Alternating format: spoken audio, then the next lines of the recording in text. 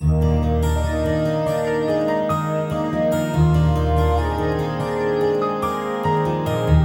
to Stories and Songs by Afterglow. I'm Kevin Peay. And I'm Joel McCausland, and we've been creating music together for a long time. I'd like to tell you the stories behind our songs, and the one we're thinking about today, most of the episodes of this podcast so far have been about songs that either you or I have written, and the experiences that surrounded that, what we were thinking.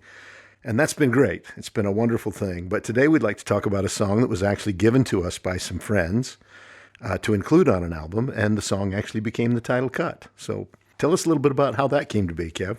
I remember thinking of the artwork for this particular song, and I remember we found a building over in Bountiful, Utah. Yeah. And it was one that everybody has used over the course of time. But I was thinking about what was the backdrop of this and how this came together. And it was a little bit rustic, kind of the artwork. If you look at the cover of Mercyville, it was one of those in process, you might say. Mm-hmm. This building that we were shooting at was a process over time, but it had been there through generations. Decades, probably. Huh? Yeah, decades. And this album was really an evolution. I think some of the songs that are on this album started back in 2005 when I got to thinking a lot about humanitarian work and began to write a few songs specifically for that process, and did a few firesides along the way, and had a great opportunity to think about some of the worldly events that were going on. There was a Haiti earthquake. Remember that? Yeah. And I kept looking at the images and some of those things. And so some of the songs that were in my mind came to be, and we took and moved these over and started to do this collection of a time process. It did take a long time. We hadn't done an album for a while. Yeah. And we were sort of just picking up songs and grabbing, oh, you wrote those, and I didn't know them very well. We learned those, and I wrote a couple, and we sort of pieced this thing together a little bit. And I'm not sure where I was, but somehow Brett Raymond, of course, where Brett's played on many of our projects over the course of time. I think, if I remember correctly, we were having a conversation about studio or something to the effect, and he said something, you should hear this song that Don Stirling and I wrote. And I said, sure, let's listen to it. And that's kind of unique, because we haven't had that many people come to us over the years and say, hey, we wrote a cool song, we want you guys to record it. It was kind of an interesting thing. I don't remember how we actually heard it or what the rough draft was.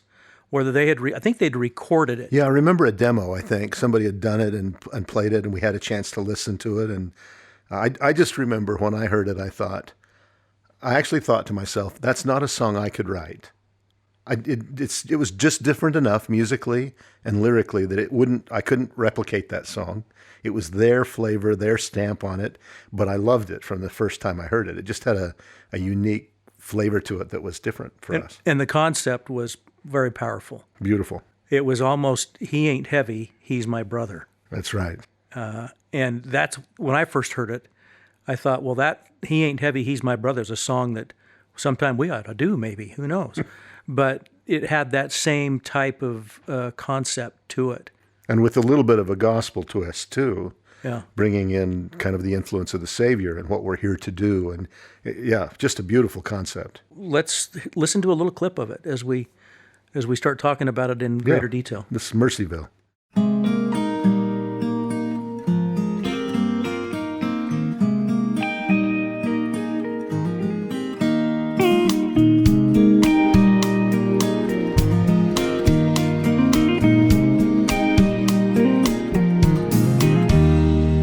I saw you, you didn't see me, as you looked up to the skies and whispered words deep from your heart, tears streaming from your eyes.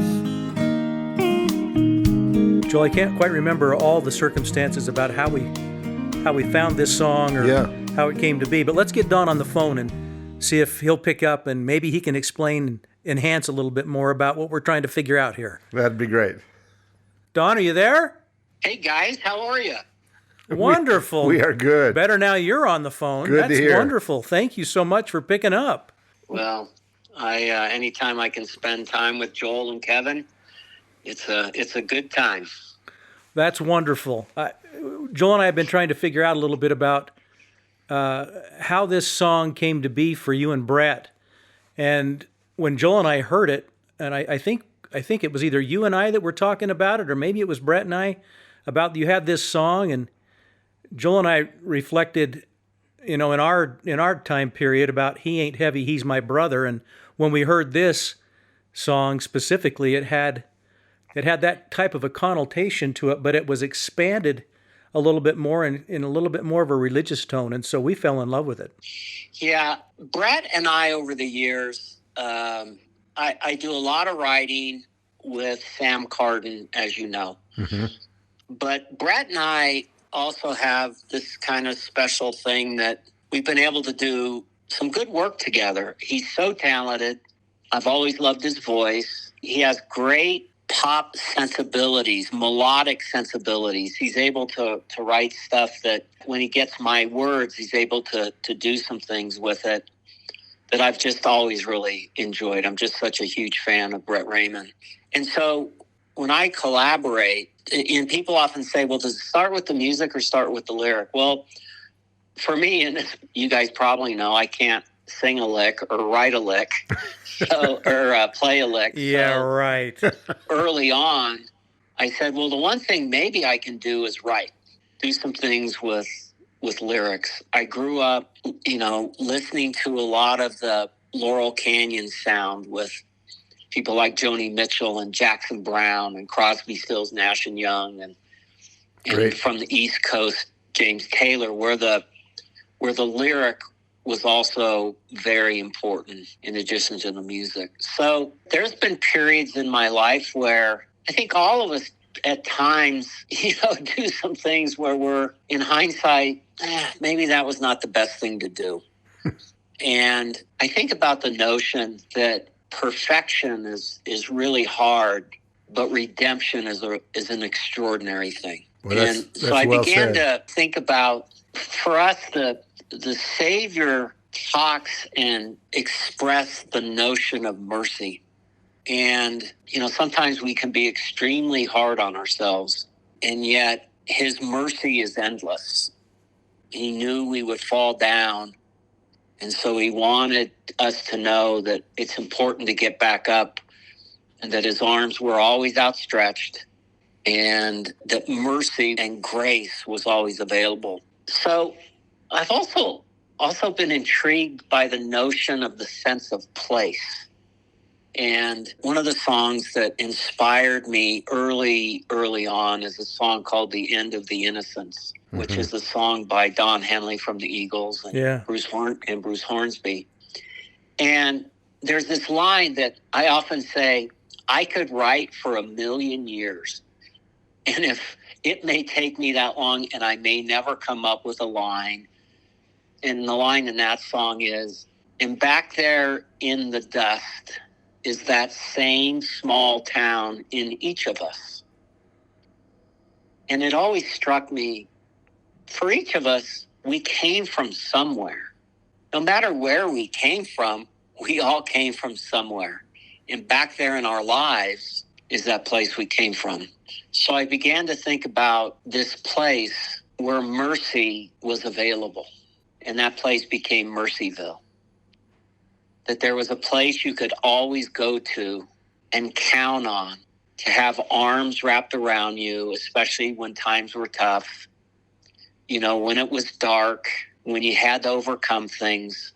Wherever you were, you could always go home to Mercyville. Wow. That is so good.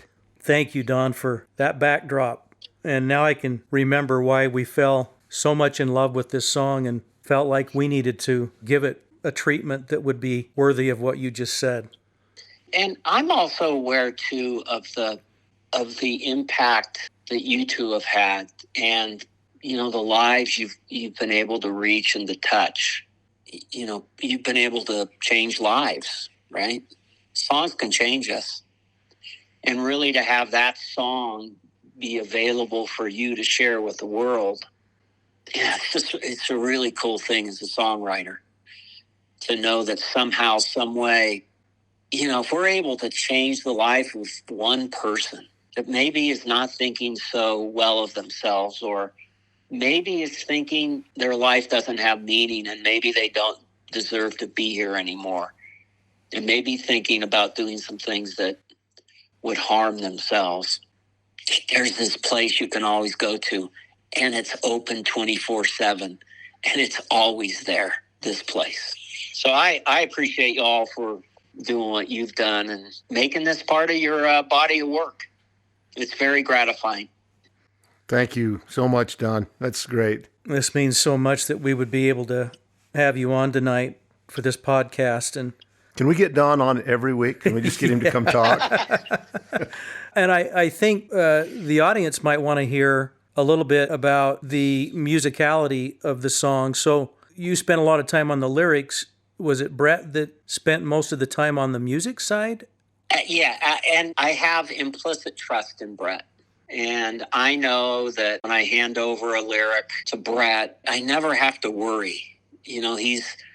I don't even say to him, hey, this is what I'm hearing, this is what I'm thinking. I just know, sometimes with those that you write with and work with, there's that, to take a basketball term, just that understood court sense. Mm-hmm.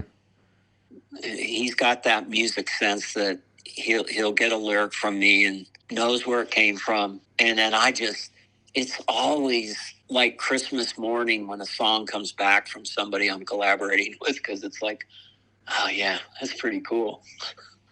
Wow. Yeah, this one came together just perfectly. And I think, I'm pretty sure Brett was on the piano on our version. Yeah. And Mike Dowdle, of course, was on guitar. Right. Through this process. And we're grateful for the expertise of musicianship and the artisans that are available in this day and age to be able to work with. And so to have your gift of writing and to have Brett's gift of music, Joel and I are honored to be able to have taken this and put it a part of this work. And to be able to have you on this podcast tonight has just been profoundly wonderful. Well, thanks for having me. Anytime I can spend time with you, and you guys just keep, long may you run. Keep at it. You're helping people. Don Stirling, thank you too, so Don. much. We appreciate you. Thank you. Have a wonderful night. Absolutely. Thanks, guys. See ya. Talk to you soon. As we come to a close tonight, it's great to have Don with us. That was such a treat. Let's listen to the whole song, Mercyville.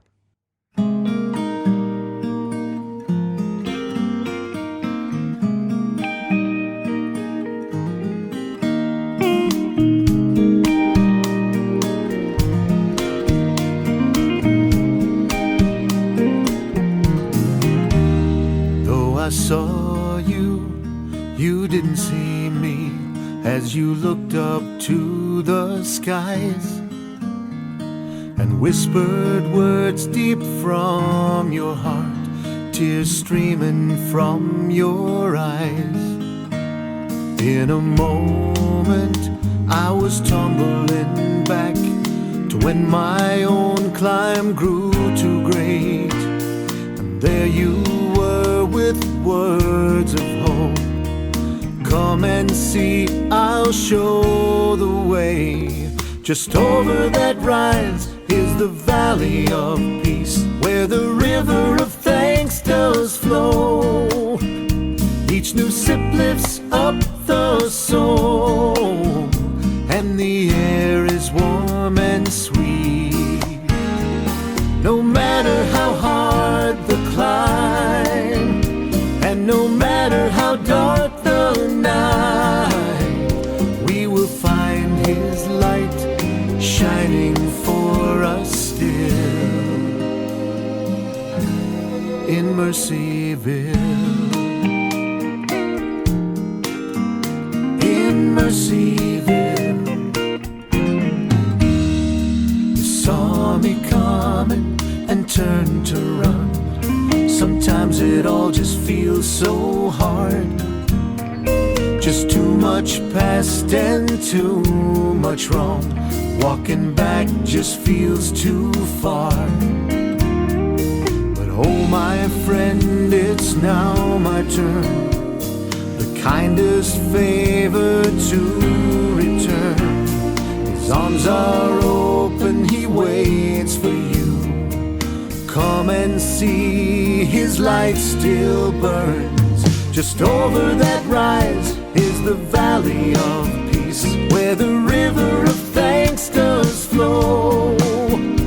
Each new sip lifts up the soul, and the air is warm and sweet. No matter how hard the climb, and no matter how dark the night, we will find his light shining for us still in Mercyville.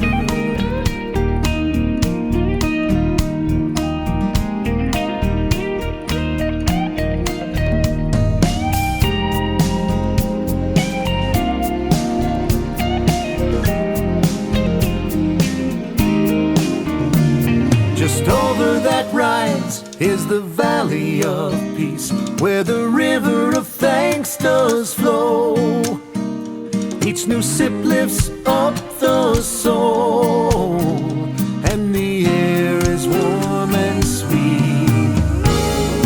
No matter how hard the climb, and no matter how dark the night, we will find his light shining for us still in Mercyville. In Mercyville.